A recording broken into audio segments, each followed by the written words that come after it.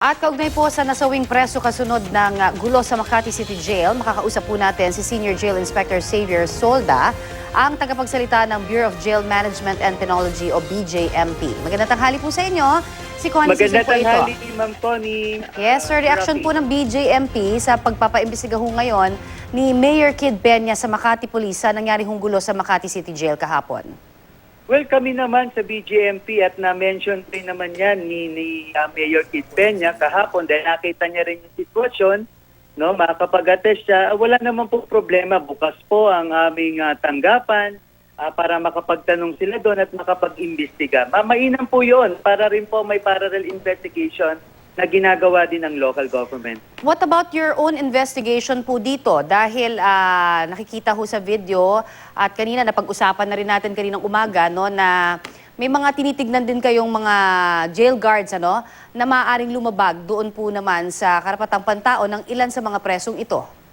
Tama po yan, Ma'am Connie, at hindi po rin po namin isinasantabihan. Bahagi ito ng malawak at malalim na investigasyon na isinasagawa natin ngayon. And titingnan po natin, kukunan natin ang bawat panig ng kanilang mga pahayag at para matukoy talaga natin kung nagkaroon ba talaga ng lapses at kung may mga lapses sa mga personnel namin, meron naman kaming pamamaraan, meron kaming disciplinary at administrative machinery na kung saan ay talagang mapapatawan yung aming mga personnel kung talagang may mga pagkukulang sila. Yes sir, kamusta na ho naman yung mga nakita natin sa video, naiika-ika, sugatan, duguan, ano na ho ang lagay nila ngayon? Well, kahapon pa, Miss Connie, nakita rin naman ito ni Mayor Kid Peña, itong kasi nandun din yung mga taga Makati paramedics. Maayos naman yung kalagayan nila. No? May mga nagkaroon talaga ng galos kasi yung mga inmate during the noise barrage, very violent, ng babato, sinisira nila yung mga gamit na napakaliit na nga ng espasyo sa loob. So sila na rin mismong sumabit. No? Ganun po yung nangyari. Alright, yung isa hong kaso naman na sinasabing DOA o Dead on Arrival, nabanggit na ho initially no, na hindi ito dahil doon sa pamamalo o sa gulo ho, meaning to say nadulas daw dahil nagkaroon nga ng pagbobomba naman ng tubig dyan kahapon. Tama ho ba yun? Miss Connie, bali, ito kasing isang inmate natin na i-report na namatay, no? Ito po isang TB patient, quite a long time na talagang may sakit na ito, matagal na. And in fact, nagpapasalamat ako at ginawa ng ating mga jail nurses na despite of the violent reaction ng mga inmate, pinuntahan nila yung kanilang mga pasyente sa loob, kahit na sila ay binabato, pinapalo para mailabas lang nila lahat ng pasyente at lalo na yung mga matatanda. At kahapon nga, nung in-examine naman yung ating lahat ng pasyente, kasama yung namatay na inmate natin, maayos naman, stable sila kahapon. Kanya nga lang, kasi meron tayong mga dalawang doktor doon at mga nurses. And then mga around 5:30 kahapon, sinumpong na naman uli siya ng kanyang sakit.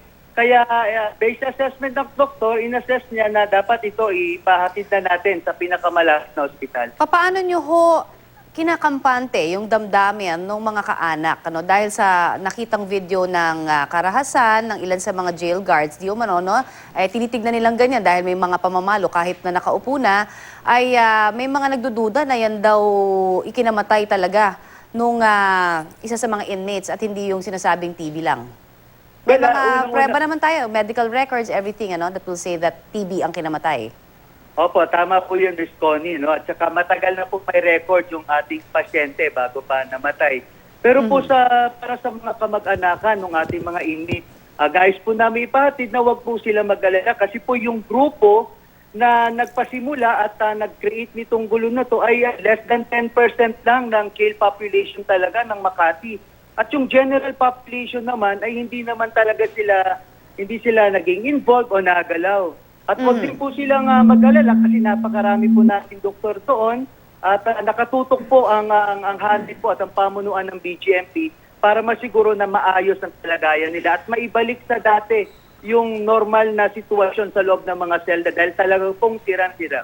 Alright, are you also looking into naman doon sa mga reklamo ng ilan po sa mga nakausap naman ng naipalabas natin kahapon dito, yung asawa, kinakausap at yung through the wife ay kinakausap po yung media saying, no, na may problema syempre sa pagkain, parang kaning baboy. At I'm not saying na conclusive na ito or anything, ano sir. Ito ho ay pinarating lamang sa media through nga dun sa asawa. Pero hindi rin naman lingid sa kaalaman na meron talagang mga problemang ganito noon pa man sa pamamahala ho sa mga preso natin.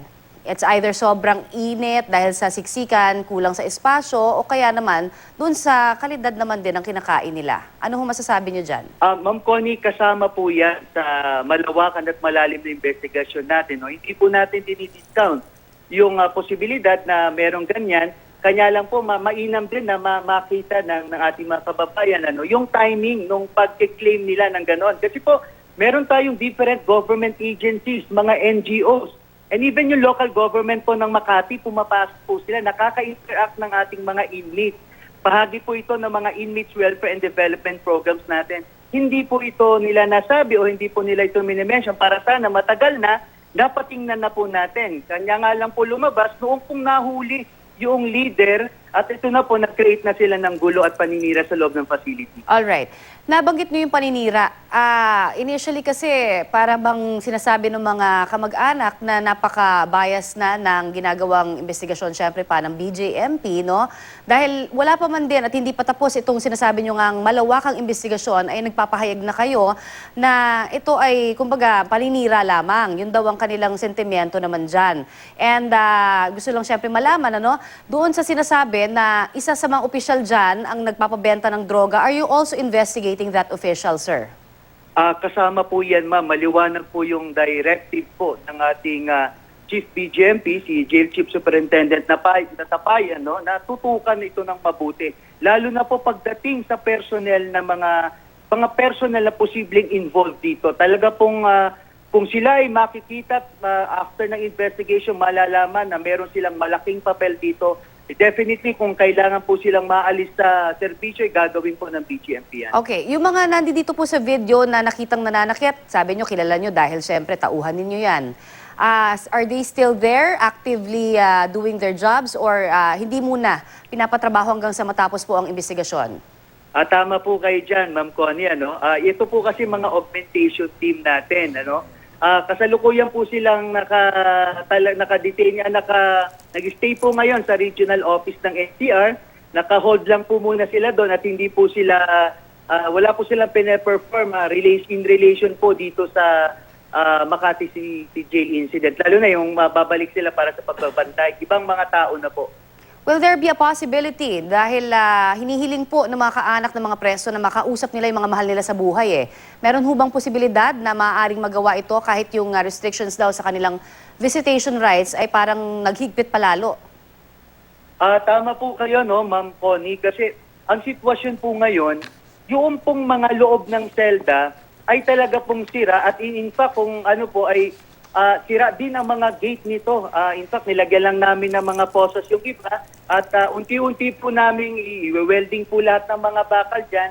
Dahil ang punto de vista po namin, before po sana namin i-resume yung pong dalaw, ay safe na po yung general population ng inmates ay naka-secure na po sila sa loob ng kanilang mga selda. So how long will it take bago ho tingin nyo mag-normalize at baka bisita na muli yung mga kaanak? Mas lalong madaling panahon naman, Ma'am Connie, na madali natin pagsasaayos ng ating facility.